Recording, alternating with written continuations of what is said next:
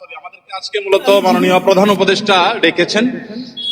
তার ডাকে আজকে বিভিন্ন ধর্মের নেতৃত্বশীল ব্যক্তিবর্গ তারা এসেছেন এবং দেশের বিভিন্ন প্রান্ত থেকে সবাই আজকে সমবেত হয়েছেন। আমরা বাংলাদেশের মানুষ কেমন আছি, বিশেষ করে আমাদের অন্য ধর্মাবলম্বী যারা আছেন মুসলিম ছাড়া, তারা কেমন আছেন, তারা তাদের সেই অবস্থা ব্যক্ত করেছেন। তো আমরা লক্ষ্য করেছি যে এখানে আমাদের মধ্যে আলহামদুলিল্লাহ চমৎকার ধর্মীয় সম্প্রীতি বজায় আছে। সেটিকে সামনে আরো কিভাবে ভালোভাবে ধরে রাখা যায় সেজন্য আজকে আমরা কথা বলেছি, সবাই মন খুলে সবাই যার যার মতামত ব্যক্ত করেছেন। মাননীয় প্রধান উপদেষ্টা মহোদয় তিনি আমাদের কথাগুলো খুব মনোযোগ দিয়ে শুনেছেন এবং তিনি বলেছেন যে একটি সুন্দর সম্প্রীতির বাংলাদেশ, যে বাংলাদেশে কোনো ভয় থাকবে না, সেটি গড়বার জন্য তারা কাজ করছেন।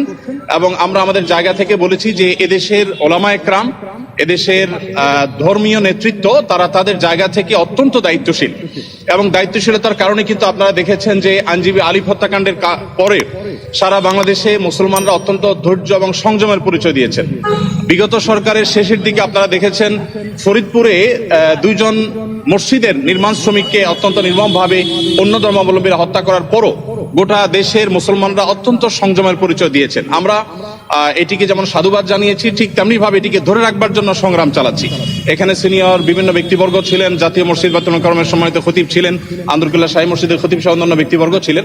প্রত্যেকেই একই সুরে কথা বলেছেন যে আমরা সম্প্রীতির বাংলাদেশ গড়ে তুলতে চাই। বাংলাদেশের মানুষ যেভাবে ধর্মীয় সম্প্রীতির উজ্জ্বল উদাহরণ তৈরি করেছে, এটা পৃথিবীতে আসলেই বিরল। কোনো প্রপাগান্ডায় যেন আমরা কেউ কোনোভাবে পা না দিই।